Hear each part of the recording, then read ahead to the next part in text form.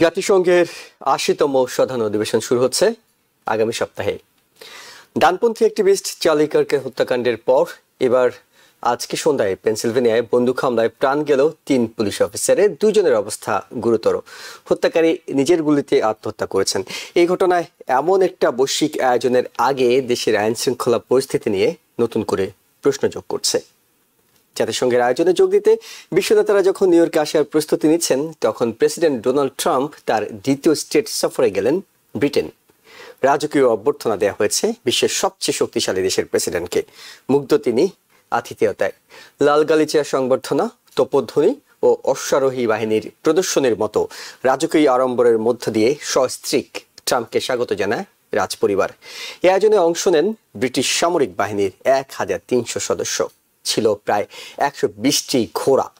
British কর্মকর্তাদের মতে বিদেশি কোনো রাষ্ট্রপ্রধানকে স্বাগত জানানোর জন্য সে দেশে আয়োজিত স্মরণকালের সবচেয়ে বড় সামরিক সংবর্ধনা ছিল এটি।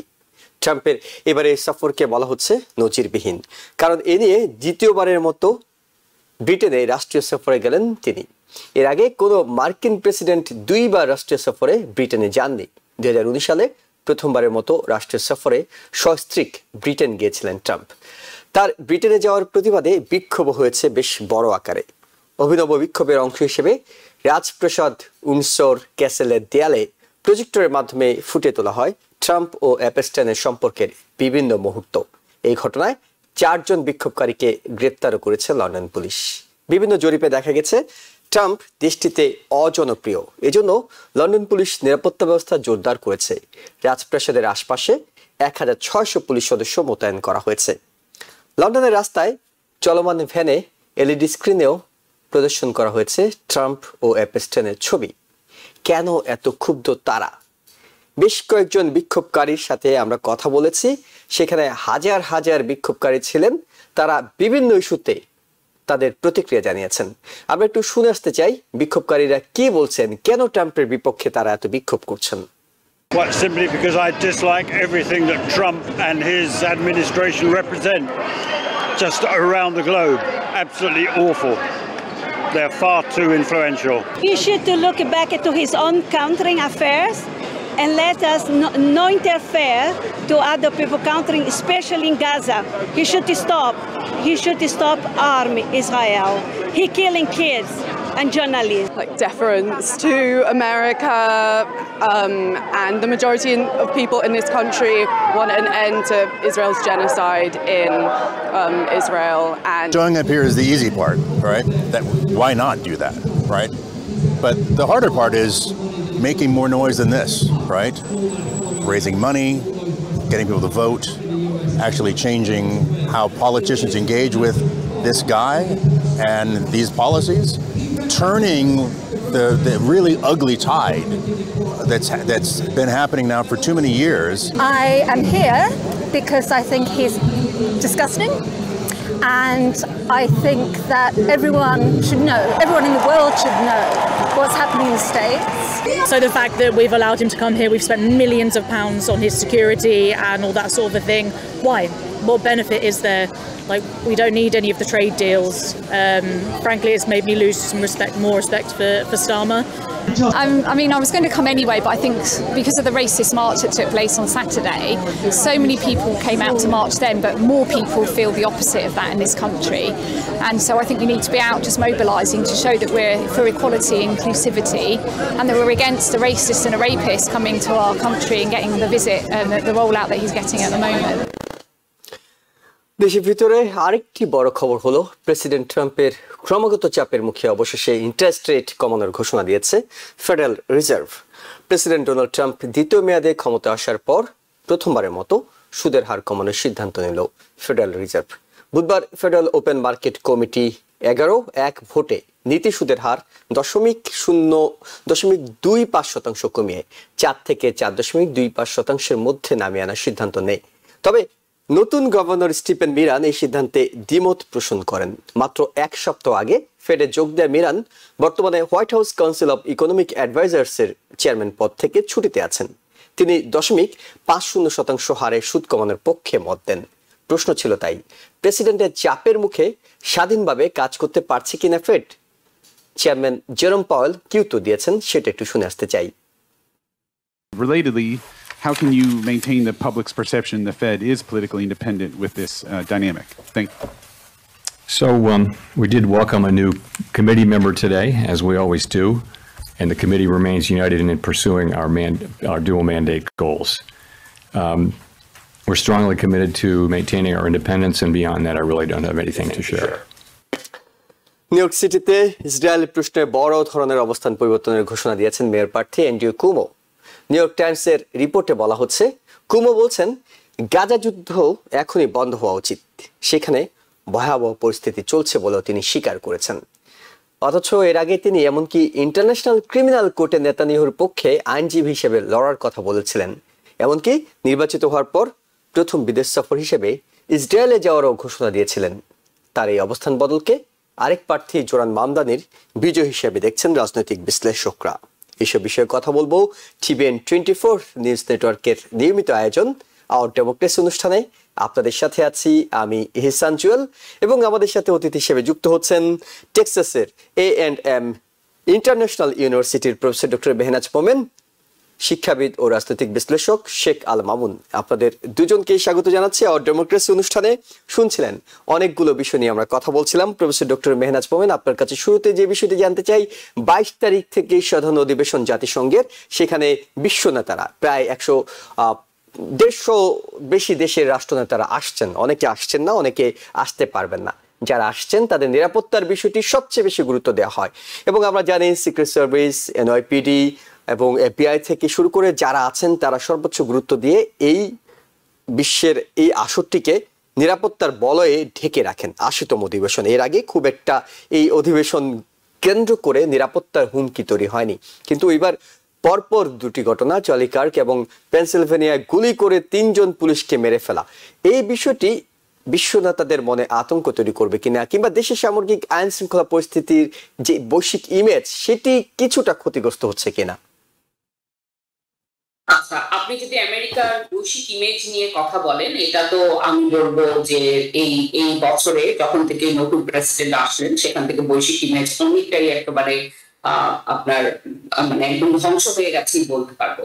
তবে নিরাপত্তার দিকটিও খুব গুরুত্বপূর্ণ, কারণ দেশে এমন একটা অস্থিতিশীলতা বিরাজ করছে, বিশেষ করে রাজনৈতিক এবং সাংস্কৃতিক, যেটা আপনার কি বলবো অনেকটা দুই ভাগে ভাগ হয়ে গেছে দেশ। তো এইটার যেহেতু আর কোনো মিড পয়েন্ট নাই যেখানে এসে এটার কোনো সমঝোতা হতে পারে, সেই জন্য এখন ভায়োলেন্সটাই হয়ে গেছে এটার একমাত্র টুল। তো এটা আসলে খুবই সংকট বিষয়। কিন্তু এটার সাথে এটাও একটা বলে রাখা দরকার যে আপনার যদি আমেরিকার মানে প্রতিদিনের খবর দেখেন, এরকম ধরনের বিভিন্ন শুটিং এ অনেক মানুষ প্রতিনিয়ত মারা যায়, বিশেষ করে ফুল শুটিং এ। কিন্তু ধরেন এই চার্লি কার্কের মৃত্যু, যেটা অবশ্যই দুঃখজনক, যে কোনো মানুষের মৃত্যু দুঃখজনক, কিন্তু একটি মৃত্যুকে নিয়ে এরকম এত তোলপাড়, অথচ মানে কত শিশু এভাবে করে বিনা কারণে মারা যায়, সেগুলো নিয়ে কিন্তু কোনো তোলপাড় হয় না। বরং আপনার এই যে গান ল, আর যেহেতু আমি টেক্সাসে আছি, মানে এখানে তো আপনার মানে কোন ধরনেরই আপনার কমন সেন্স গান ল নাই, এবং সেটার বিরুদ্ধে করা হয়। এবং আমি এর আগে একটা অনুষ্ঠানে বলেছিলাম, টেক্সাস এখন একটা নতুন বিল পাস করেছে যেটাতে আপনার কামানকে আপনার স্টেট গান, টেক্সাসের স্টেট গান হিসেবে স্বীকৃতি দেওয়া হবে। তো এরকম যখন পরিস্থিতি একটা জায়গায়, যখন এরকম সাংস্কৃতিক পরিস্থিতি, গানকে এরকম সেক্রেট, এরকম একটা বেদিতে স্থাপন করে পূজা করা হচ্ছে, তো সেই দেশে আপনার এইভাবে করে মানে ধ্বংসযজ্ঞ হবে না, ভায়োলেন্স হবে না, সেটা তো আশা করা যায়। এটি নতুন কিছু নয়, কিন্তু প্রশ্নটি উঠছে কারণ জাতিসংঘের সাধারণ অধিবেশন সামনে।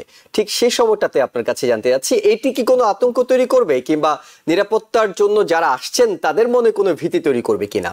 তারা তো জানেন বন্দুক হামলা আমেরিকাতে হয়, প্রায় হয়। এটার জন্য এবং এখানে এখন তো অনেক আপনার রাজনৈতিক যে ব্যাপারগুলো আছে, বিশেষ করে ধরেন যদি কোনো প্রোটেস্ট হয়, তখন ওই প্রোটেস্টটাকে কিভাবে করে দমন করা হবে, কতটা পুলিশ শক্তি ব্যবহার করা হবে, এগুলো সব তো এটার মধ্যে আছে। তবে আমি শিওর যে নিরাপত্তা নিয়ে আপনার অন্যান্য বিশ্ব নেতারাও অনেক আপনার উদ্বিগ্ন। তাছাড়া শুধু আমেরিকা যে ভায়োলেন্স হচ্ছে তা না, আমরা তো বিশ্বের নানা জায়গায় নানা ধরনের জিনিস দেখছি। এমনকি এই যে প্রোটেস্ট গুলো, এগুলোকেও যেভাবে দমন করা হচ্ছে, সেখানেও মানে যে ধরনের ভায়োলেন্স ব্যবহার করা হচ্ছে রাষ্ট্র থেকে, সেটাও কিন্তু আপনার অনেকটা নজিরবিহীন। কারণ আমরা যেগুলোকে ওয়েস্টার্ন স্টেট বলে জানি, যেখানে সবসময় আমরা মত প্রকাশের স্বাধীনতা, সেটা তো একটা অনেক বড় ভ্যালু, কিন্তু সেখানে আপনি দেখবেন এই যে লন্ডনে আমরা দেখছি ট্রাম্পের বিরুদ্ধে প্রোটেস্ট হচ্ছে, কয়েকদিন আগে প্যালেস্টাইনের প্রোটেস্টে তখন কিন্তু পুলিশ অনেক আপনার ভীষণভাবে দমন করেছে প্রোটেস্টারদের।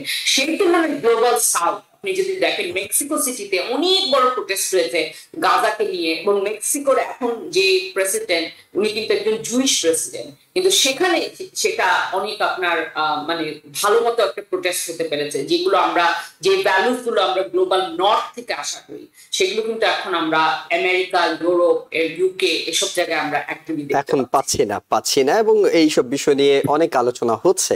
মত প্রকাশের জায়গা থেকে শুরু করে গণতান্ত্রিক যে চর্চা, সেই জায়গাগুলো নিয়েও আলোচনার সুযোগ রয়েছে, আলোচনা চলছে। শেখাল মাহমুদ, আপনার কাছে যেটি জানতে চাই সেটি হলো যে আমরা দেখেছিলাম যে একটি স্নায়ুযুদ্ধ চলছে ফেড চেয়ার এবং প্রেসিডেন্টের মধ্যে। প্রেসিডেন্ট বারবার বলছিলেন যে ইন্টারেস্ট রেট কমানো উচিত, ফেড চেয়ার বলছেন পরিস্থিতি তৈরি হয়নি, এবং এটিকে কেন্দ্র করে একজন গভর্নরের পদত্যাগ, বরখাস্ত করা, ফেড চেয়ারের বিরুদ্ধে দুর্নীতির অভিযোগ তদন্ত শুরু হওয়া, নানা ধরনের নাটকীয়তা ছিল।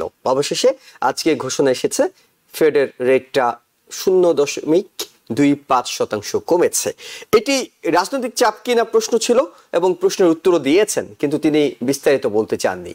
আপনার কাছে কি মনে হয় যে এই মুহূর্তে ফেডের ইন্টারেস্ট রেট কমানোটা কতটা বাস্তবসম্মত, কতটা রাজনৈতিক চাপে সেটি হয়েছে?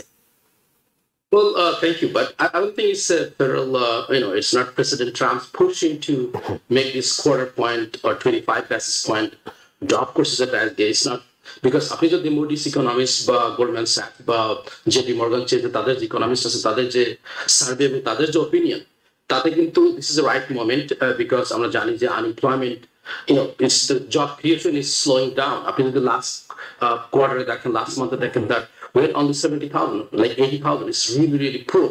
এবং তারা নতুন করে আবার সেটাকে দেখছে, এবং যেহেতু employment is not producing enough, so this is the right moment to cut the rate and increase the economic activity too. So I don't think it's President Trump তাকে force করছে politically to decrease the rate. আর আপনি যেটা বলতেছিলেন, হ্যাঁ, definitely কুকের ব্যাপারে যেটা federal বোর্ডের চেয়ারের সে ওয়ান অফ দ্য মেম্বার, তাকে ফায়ার করা, এটা নজিরবিহীন, এটা কখনো আগে হয়নি।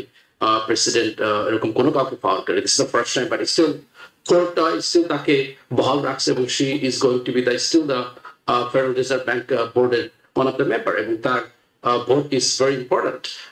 আরেকটা জিনিস যেটা ঢুকছে, হ্যাঁ, আপনি বলতে পারেন যে আরেকজনকে ট্রাম্পের নমিনি একজন ফেডারেল চেয়ারে তাকে সিলেক্ট করা হয়েছে। So yes, there's a lot of push coming in, but ultimately from the economic point of view, যদি আপনি খুব তাড়াতাড়ি রেট কাটেন, তখন কিন্তু it's going to be a problem. তারপর আপনার ইনফ্লেশন কিন্তু বেড়ে যাবে, তখন you cannot control the inflation.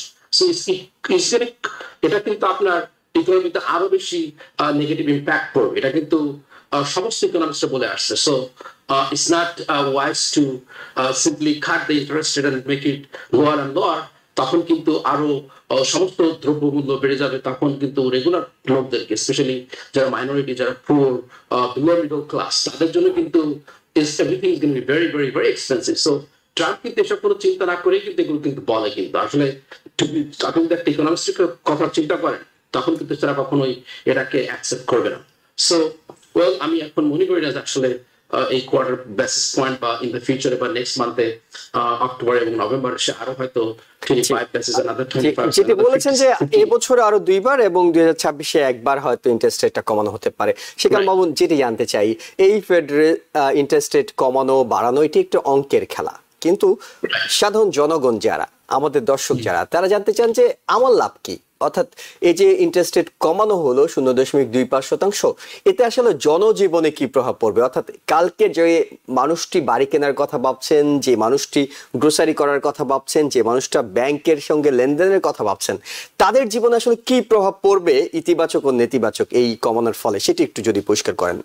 Well, definitely it's going to be ইতিবাচক। কারণ আপনি যদি বাড়ি কিনতে যান তখন এখন mortgage rate is dropped. I think into highest number of people are applying for the mortgage. সেটা কমবে। আপনি যদি গাড়ি কিনতে যান তখন সেটা কমবে। Besides that, যখন economics activity increase হবে তখন অনেক লোক কিন্তু এখন unemployed, they're not looking for the job. So আরো job created হবে for the lot of people. So these are the basic factors। এবং তারপর আপনি ধরেন গ্যাস প্রাইস বলেন বা প্রোডাক্টিভিটির ক্ষেত্রে ইন্টারেস্ট রেট অবশ্যই এখানে আমেরিকাতে আমরা যত কিছু প্রোডাকশন দেখি না কেন দে borrow the money from the bank, they sell their products and pay off those suppliers. So এখানে যদি চিপ কস্টে যদি আপনি কিনতে পারেন তখন কিন্তু বা বড় করতে পারেন ব্যাংক থেকে তখন কিন্তু অবশ্যই এটা একটা বিজনেস পয়েন্ট অফ ভিউ থেকে অবশ্যই বেটার। আরেকটা যেটা হবে যে ফেডারেল রিজার্ভ ব্যাংক আপনি আমাদের ইউএস ন্যাশনাল যে debt is like almost $30+ trillion, এটা কিন্তু অবশ্যই পে করতে হয়। তো এটা যদি আপনার প্রাইম রেটটা কমে তখন কিন্তু ফেডারেল মানে গভর্নমেন্টকে তখন কিন্তু এটাকে যে ইন্টারেস্টের যে অ্যামাউন্টটা এটাও কিন্তু কমে আসবে। সো এটাই ট্রাম্প ওয়াজ মোর ওরি যে এখানে বড় অঙ্কের একটা অ্যামাউন্ট ইন্টারেস্টের পারপাসে আমাদের দিতে হচ্ছিল, সেটা কিন্তু যদি রেট যদি কমে যায় তখন ইজ গোনা বি বেটার। তারপর আর একটা জিনিস হচ্ছে যে আমরা হয়তো এটা ব্যাপারে খুব বেশি অনেকেই জানি না, এটা বলা হয় ওভারনাইট বরোয়িং, এটা বলে রিপো মার্কেট বলা হয়। তো ব্যাংক থেকে ব্যাংক এটাকে লেন্ড দেওয়া হয়। তা এই জিনিসটা যদি এখন রেট যদি কমে যায় তখন অনেক ব্যাংকেই কিন্তু অনেক পয়সা সেভ করতে পারবে। So there the huge benefit for short term, যেটা হয়তো আমরা ডে টু ডে আমরা রেগুলার ইন্ডিভিজুয়াল এটা হয়তো ফিল করি না, কিন্তু yes it has a huge impact to the society and community. Professor doctor Mehnaz Momen, আমরা জানি যে শেখ আল মামুন অনেকগুলো বিষয়ে আসলে কভার করে নিয়েছেন। যদি আপনি কিছু যোগ করতে চান যে এইটার ট্রাম্প খুব করে চাইছিলেন আসলে এটা হোক, তার রাজনৈতিক একটা উদ্দেশ্য ছিল, কিন্তু মানুষের জন্য সেটা ইতিবাচক অনেকে বলছিলেন। আপনার কাছে একটু শুনবো যে আসলে ট্রাম্পের এই চাওয়ার পেছনে তার রাজনৈতিক এজেন্ডা কতটা কাজ করতো, মানুষের উপকার সেটা কতটা কাজ করবে। জানি না, ইলেকশনের আগে তারা অবশ্যই ইকোনমি যাতে অনেক একটা স্থিতিশীল হয় এই জায়গাটায় তারা যেতে চাচ্ছে, কারণ তা না হলে এটার অনেক প্রভাব পড়বে মিড টার্ম ইলেকশনের উপর। কিন্তু আরেকটা কথা যেটা আপনার শেখ আল মামুন বলছিলেন যে মানে চট করে এটা কমিয়ে দিলে এটা কিন্তু অনেক নেগেটিভ ইম্প্যাক্ট হয়, এটা কিন্তু আপনার আস্তে আস্তে ধীরে ধীরে করতে হবে। এবং সেখানে আপনার ইকোনমিক্সরা যে কথাটা বলে, পলিটিশিয়ানরা যে কথা বলে, তার থেকে ইকোনমিক্স এর কথাটাই এটা অনেক বেশি গুরুত্বপূর্ণ। কিন্তু এখানে আমরা দেখেছি যে ফেডের উপর অসম্ভব যে চাপ প্রয়োগ করা হচ্ছে, এবং সেটা এখন পর্যন্ত ফেড আর কি চেষ্টা করছে যে তাদের ইন্ডিপেন্ডেন্স রক্ষা করে এভাবে করে চলতে। কিন্তু এই চাপটা আমার কাছে মনে হয় যে ইলেকশনের সামনে, ইলেকশনের যখন মিড টার্ম ইলেকশনের বছরটা আসবে 3 মাস আগে, তখন এই চাপগুলো আরো অনেক বেশি হবে, প্রবল হবে। হ্যাঁ জি, আমরা একটা ছোট্ট বিরতি নিতে হচ্ছে। বিরতি থেকে ফিরে দর্শক আরো বেশ কয়েকটি বিষয় আলোচনা করব, আমাদের সঙ্গে থাকুন। আবার স্বাগত জানাচ্ছি আওয়ার ডেমোক্রেসি অনুষ্ঠানে। আমাদের সাথে আছেন প্রফেসর ডক্টর মেহনাজ মোমেন এবং শেখ আল মামুন। আপনাদের দুইজনকেও আবারও স্বাগত। প্রফেসর ডক্টর মেহনাজ মোমেন, গণমাধ্যমে কিংবা টেলিভিশনগুলোতে নিঃসন্দেহে আপনারও দেখার সুযোগ হয়েছে প্রেসিডেন্ট ট্রাম্পের রাজকীয় যে সফর, যেটি রাজপ্রাসাদে তাকে যেভাবে স্বাগত জানানো হলো, যেভাবে তার জন্য আদর আপ্যায়নের ব্যবস্থা করা হয়েছে, খাবারের ব্যবস্থা করা হয়েছে। শুধুমাত্র খাবারের কথাটাই যদি বলি, যে শুধুমাত্র যে টেবিলে ডোনাল্ড ট্রাম্পকে খাবার দেয়া হয়েছে সেখানে চামচ, ছুরি, প্লেট এগুলোই ছিল 1452টি, এবং প্রত্যেকটা অতিথির সামনে 5 ধরনের গ্লাস দেওয়া হয়েছে, অর্থাৎ 5 ধরনের পানীয় থেকে শুরু করে একেবারে রাজকীয় যেটা আদর আপ্যায়ন, যেটি আগের যুগে রাজা বাদশাদের সময় দেখা যেত। এবং বলা হচ্ছে যে ব্রিটেনে কোনো রাষ্ট্রপ্রধানের সবচেয়ে বেশি গুরুত্ব দিয়ে যে সফরটিকে গণ্য করা হয় সেটি এবার হচ্ছে প্রেসিডেন্ট ডোনাল্ড ট্রাম্পের ক্ষেত্রে। এটি কি শুধুই এক ধরনের বেড়াতে যাওয়া একটা সফর, একটা আতিথেয়তা, নাকি এর পিছনে কূটনীতির একটা বড় জায়গা আছে, যে সবচেয়ে কাছের বিশ্বস্ত বন্ধুর বাড়িতে বেড়াতে গিয়েছি, সেখানে তো সবকিছু দারুণ হবেই, কিন্তু আলোচনায় কি থাকতে পারে? কূটনৈতিক ব্যাপারটা অবশ্যই আছে। আমরা দেখেছি যখন থেকে ট্রাম্প ক্ষমতায় এসছে, আপনার এই পররাষ্ট্রনীতির অনেকগুলো জিনিস আপনার ব্যক্তি কেন্দ্রিক হয়ে গেছে, এবং ব্যক্তিগত পছন্দ অপছন্দের উপর ভিত্তি করে অনেক নীতি নির্ধারণ করা হচ্ছে। তো সেটা দেখে সমস্ত বিশ্বের অন্য সমস্ত দেশও এটা থেকে আর কি ভালোই শিক্ষা নিয়েছে, এবং তারা সবসময় ট্রাম্পকে সন্তুষ্ট রাখতে চান, কারণ ট্রাম্প কোনো কারণে অসন্তুষ্ট হলে সেটার অনেক বড় দাম পলিসি লেভেলে দিতে হয়। তো যেটা আমরা দেখছি যে মানে ইউকে সবসময় আমেরিকার অনেক কাছের আপনার বন্ধু, অনেক ভালো সম্পর্ক, এবং আমরা দেখছি যে তারাও আর কি এই মুহূর্তে আর কি তারা এমন ভাবে কি বলবো মানে দে আর প্লেইং দেয়ার গেম যে কোনোভাবেই যাতে ট্রাম্প তাদের উপর কোনো কারণে বিরাগভাজন না হয়। আচ্ছা, তারপরে এখন ইউক্রেন যুদ্ধের কারণে আপনার ইউরোপ একটা অনেক বড় একটা কি বলবো মানে মানে আপনার গ্লোবাল চেস বোর্ডে অনেক একটা ইম্পর্টেন্ট জায়গা।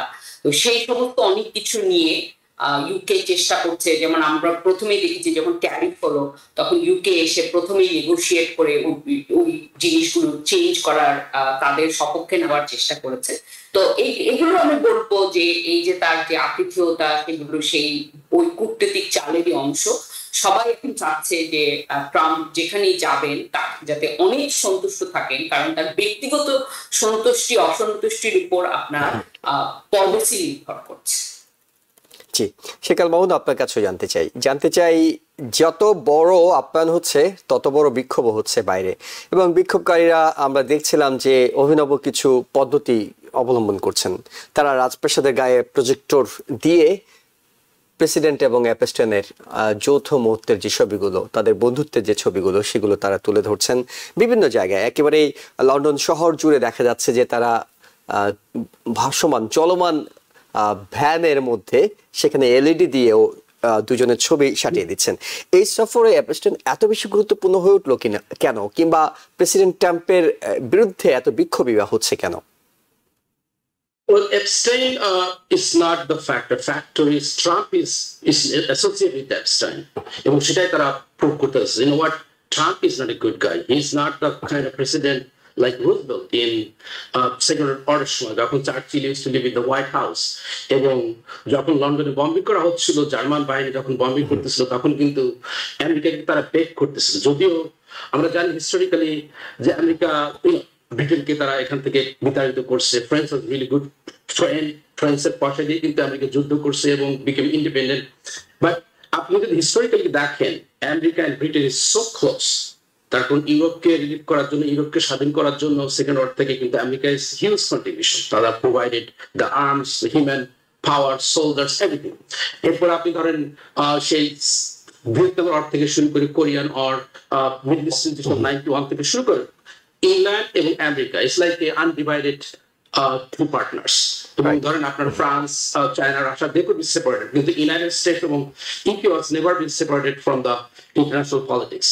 তারা একই সঙ্গে বাধা, এবং এটাই তারা প্রুভ করতে চাচ্ছে again, no matter who is the president, Trump or anybody in the American side, even though Trump is like, we know that he's a crazy guy, এবং তাকে স্যাটিসফাই করার জন্য definitely London is doing everything possibly। তার কারণ prime minister যখন আসছিল তখন কিন্তু কিং এর চিঠি নিয়ে আসছে আমরা জানি, এবং ট্রাম্প কিন্তু he likes to see himself as a king, so অবশ্যই he's relishing, he's enjoying every moment of this যে হ্যাঁ, and I'm like a king of the king। তার কারণ যদিও Charles is a king, but who is running the world? Trump is running the world. So তাকে যেটা টেল করতেছে অবশ্যই কি বলবো, it's definitely he is enjoying. But আপনি যেটা আউটসাইডের কথা বলতেছেন, yes, the people has freedom of speech in Europe more than United states, frankly. তারা যেভাবে প্রোটেস্ট করতেছে, যদিও লাস্ট উইকে যেটা হয়েছে প্যালেস্টিনিয়ানদের পক্ষে যারা প্রোটেস্ট করছে, they have been arrested so many, I was really really shocked and not very happy, যেটা কিন্তু তারপর হচ্ছে, কিন্তু আমরা আমেরিকার রাস্তায় এখন দেখি না কোনো protest, everything has been shut down kind of. After কলম্বিয়াকে কয়েকটা প্রেসিডেন্ট, ইউনিভার্সিটি প্রেসিডেন্ট রিজাইন করার পরে, we see that this thing coming down, is come down a lot। মানে অনেক ইস্যুই তো আছে, প্রোটেস্ট করার জন্য তো অনেকগুলো ইস্যুই প্রেসিডেন্ট ট্রাম্পের ব্যাপারে তার সেখানকার বিক্ষোভকারী আনতে পারতো। অ্যাপেস্টন ইস্যুটাকেই কেন এত বড় করে আনছে তারা, মানে সেইখানে কেন তাদের ইন্টারেস্টটা বেশি? Epstein is a criminal. He's not only criminal, he is a, he involved with the minors, and Trump was part of that goal. এবং Trump is a ছবি কাটছে, এবং এই ধরনের is a huge crime international point of view, যে আপনি you cannot have anything with the minors below 18. So, and Trump knew this thing. It's not like he didn't, he's trying to hide it. এবং not only Trump, even the আমরা জানি যে king family member also part of this, তো তারা এটাকে prove করতে যাচ্ছে যে we don't like to bring some sexual predators, যেটাকে বলা হয়। তারা এই ধরনের লোককে আমরা we should not give this kind of honour even though he is the okay, doctor Mehnaz Momen, আপনার কাছে একটু জানতে চাই অ্যাপস্টেইনটাকে কেন এত গুরুত্ব তারা দিল বলে আপনার কাছে মনে হচ্ছে? ট্রাম্পকে যে যে জিনিস নিয়ে আপনার ক্রিটিক করা হয়েছে, যে যে কেস ওনার বিরুদ্ধে আনা হয়েছে, কোনটাই ঠিক স্টিক করে নাই। কিন্তু এপস্টিনটা এখন পর্যন্ত সবচেয়ে বড় মাইলেজ পেয়েছে এপস্টিন, এবং এপস্টিনের ফাইল এখনো রিলিজ হয় নাই, এখনো অনেক কিছু হতে পারে। কাজে এটা এখন একটা কি বলবো মানে একটা কারেন্ট ইস্যু, এবং এটার মধ্যে অনেক পোটেনশিয়াল আছে। প্লাস যে কথাটা আপনার শেখ আল মামুন বললেন, এটার সাথে কিন্তু রাজ পরিবারেরও যোগাযোগ আছে। তো সবকিছু নিয়ে এটা এমন একটা, এবং এটা একটা গ্লোবাল জিনিস, এটা এবং আপনার থাকে না অনেক আভ্যন্তরীণ জিনিস অনেক মানুষ কানেক্ট করতে পারে না, কিন্তু একটা পেডোফিলিয়া এটা সবার জন্যই এটা সমান আপত্তিজনক। এই সমস্ত নানা কারণে আমার কাছে মনে হয় যে অনেক ট্র্যাকশন পাচ্ছে, এবং তাদের সবশেষ রাষ্ট্রদূতকে অপসারণ করার বিষয়টিও এর সঙ্গে জড়িত ছিল, অর্থাৎ আমেরিকাতে ব্রিটেনের রাষ্ট্রদূতকে অপসারণ শেষ সপ্তাহে যেটি হলো। ওকে, আমি একটু প্রসঙ্গ বলতে ডক্টর মেহনাজ মোমেন, আপনার কাছে যেটি জানতে চাই, অ্যান্ড্রু কুমো তিনি ইসরায়েলের একজন বড় সমর্থক। এই ইস্যুতে জোরান মামদানিকে ঘায়াল করার চেষ্টা করা হয়েছিল, কারণ জোরান মামদানি শুরু থেকে ইসরায়েল গাজা ইস্যুতে তিনি এই ধরনের নৃশংসতার বিরোধিতা করছিলেন। তিনি জিতেছেন প্রাইমারিতে, অ্যান্ড্রু কুমো হেরেছেন, কিন্তু তিনি নির্বাচন করছেন, আবার দুজনে মিলে নির্বাচন করছেন ডেমোক্রেটিক প্রাইমারি জয়ের পরে চূড়ান্ত নির্বাচন। শেষ মুহূর্তে গিয়ে অ্যান্ড্রু কুমোকে দেখা যাচ্ছে তিনি ইসরায়েলের সমালোচনা করছেন। ইসরায়েলের যে কাজগুলো তার কাছে আগে মনে হয়েছিল ভালো, এখন মনে হচ্ছে খারাপ। রাজনীতির জন্য নাকি মনে প্রাণে তিনিও আসলে তার বিশেষ পাল্টেছেন বলে আপনার কাছে মনে হয়?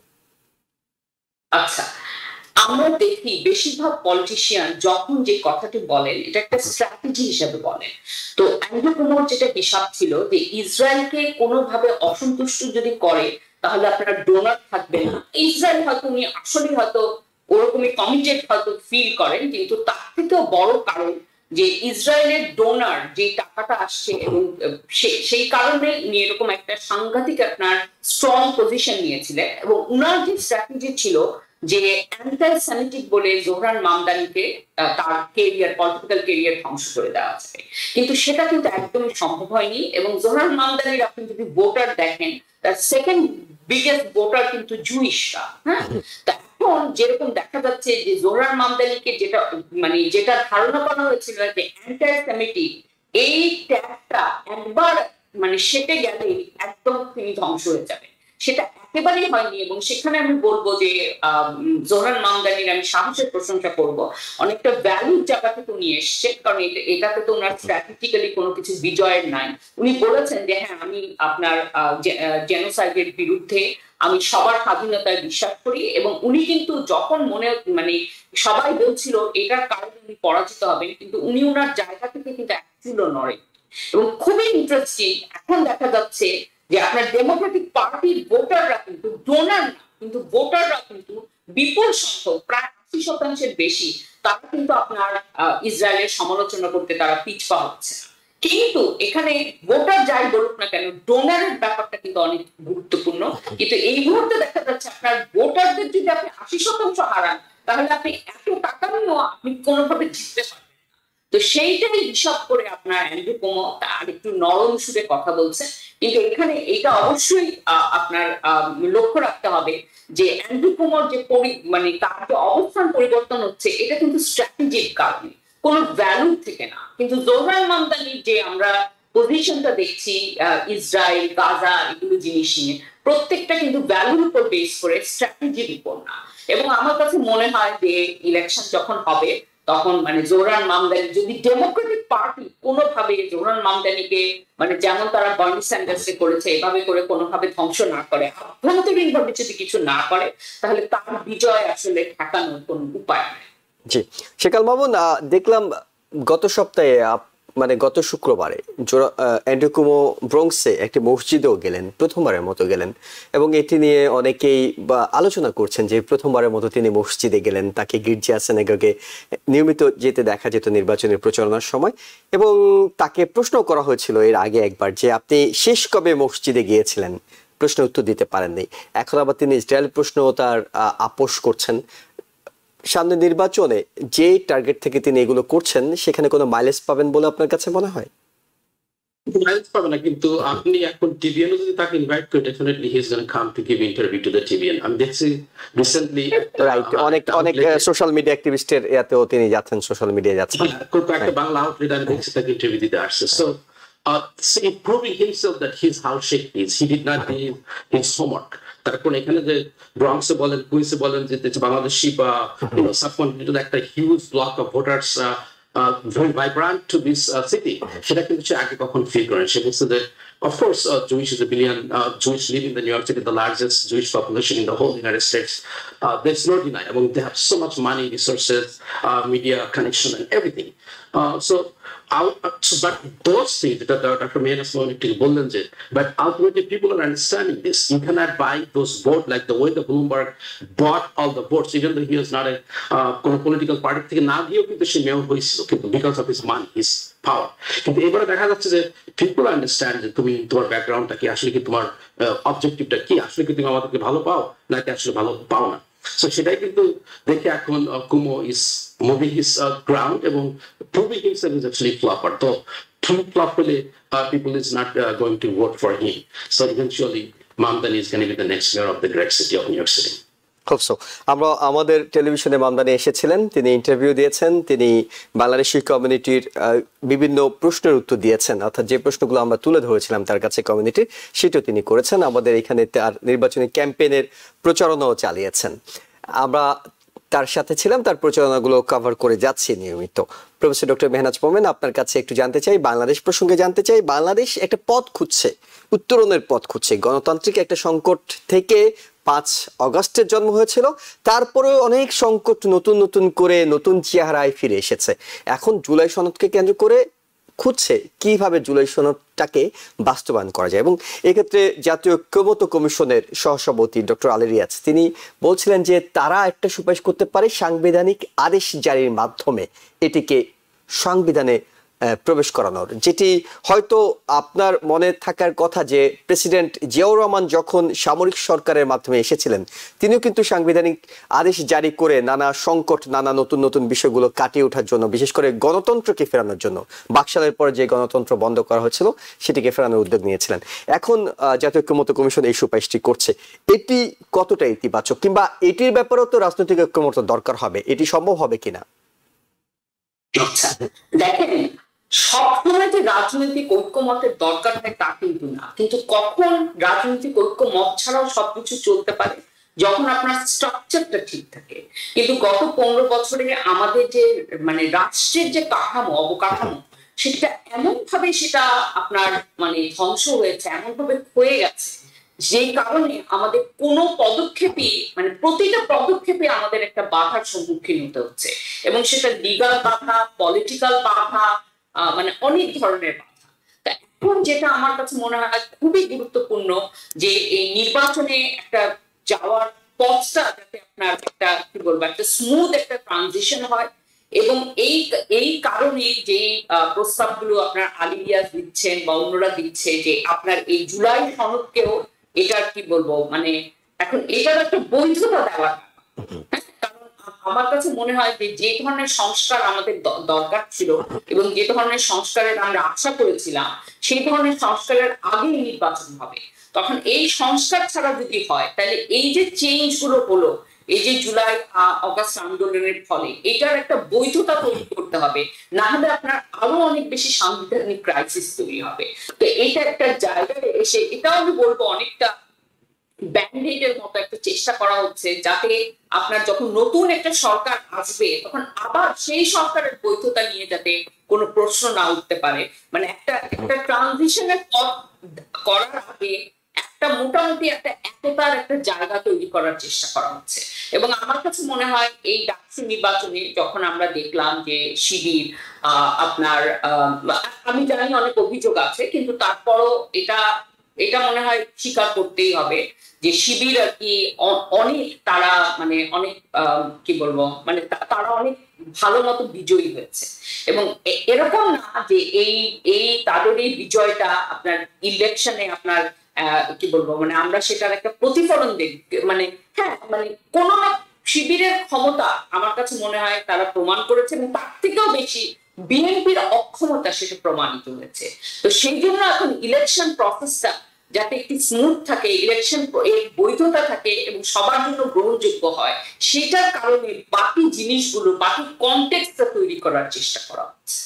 জি, শেখ আল মামুন, আপনার কাছে জানতে চাই, সেটা হলো যে এটি খুবই গুরুত্বপূর্ণ। অনেকে মনে করছেন যে জুলাই সনদ শুধুমাত্র কাগজে পরবর্তী সরকারের হাতে যাতে না দেয়া হয়, এটি যাতে বাস্তবায়নের একটি পথ, অর্থাৎ বাস্তবায়নের একেবারে মোক্ষম জায়গায় রেখে বলা হয় এটাই জুলাই সনদ, এটা তোমাকে বাস্তবায়ন করতে হবে, আইনি কাঠামোর মধ্যে এটা নিয়ে আসা, যেটি অনেক রাজনৈতিক দল দাবিও করছে। এবং না হলে তারা নির্বাচন যাবে না, নির্বাচন করবে না, আন্দোলন করবে, নানা ধরনের হুমকি দিয়ে যাচ্ছে। সামনে ফেব্রুয়ারি মাসে নির্বাচন, তার আগে যদি ঐক্যমত্য কমিশন এই সংবিধান আদেশ জারির মাধ্যমে এটিকে বাস্তবায়নের পট্ট দেখিয়ে দেয় এবং সেটি ব্যাপারে ঐক্যমত তৈরি হয়, এটি তো আসলে এই অগাস্ট বিপ্লবের যে চেতনা সেটির সঙ্গে সংগতিপূর্ণ এবং একই সঙ্গে বাংলাদেশের মানুষের যে জন আকাঙ্ক্ষা সেটি অনেক বেশি পূরণ করবে। এটির যদি বিরোধিতা এখন কেউ করে তাহলে কি জনগণ তাদেরকে ভালো চোখে দেখবে? A very short response, no. The current August of the Biplopta, people wants to, keep their freedom of speech, freedom of voting rights, economic benefit, inclusion, society. So opportunity create kora darkar. So those are many things. So it's not like one step process. Education power pore tara graduation korar pore they are not getting a good job. This is a part of the not only political process, economic process, যেটা মানে they are intertwined.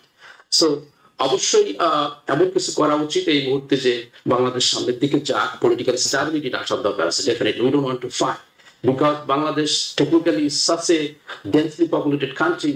দেখেন এই 1 বছর 2 বছর হয়ে গেল, almost 1.5 বছরের বেশি, বাংলাদেশি ইকোনমিতে হিউজ মানে স্পেস সাফার করছে কারা? মহিলারা, বাচ্চারা, তাদের এডুকেশনে suffer. So after the covid again another shock. So we don't want this kind of shock anymore. After say 74 বলেন, 78 বলেন, সে বাকশাল বলেন, so we've been through lot of sufferings. In the meantime, আপনি মালয়েশিয়া বলেন, ইন্দোনেশিয়া বলেন, they move so fast. People want the economic freedom. That's the ultimate goal. এবং সেটা পাওয়ার জন্য political stability দরকার এবং এটা করার জন্য অবশ্যই ইনক্লুসিভনেস দরকার আছে। এবং আপনি যেটা বলতেছেন যে ভেরি প্রিসাইসলি, অত ডিটেলস আমি হয়তো বলতে পারবো না, যে বিভিন্ন এনসিপি পার্টি আছে, জামাত আছে, জাতীয় পার্টি, বিএনপি, বা তাদের এজেন্ডা। বাট আমি যেটা মনে করি যে অবশ্যই ইনক্লুসিভনেস থাকতে হবে, সবাই পার্টিসিপেট করতে হবে এবং ল অর্ডার, জাস্টিস এগুলো থাকতে হবে, যাতে কেউ people cannot die on this street for no reason because I have some different opinion, different views.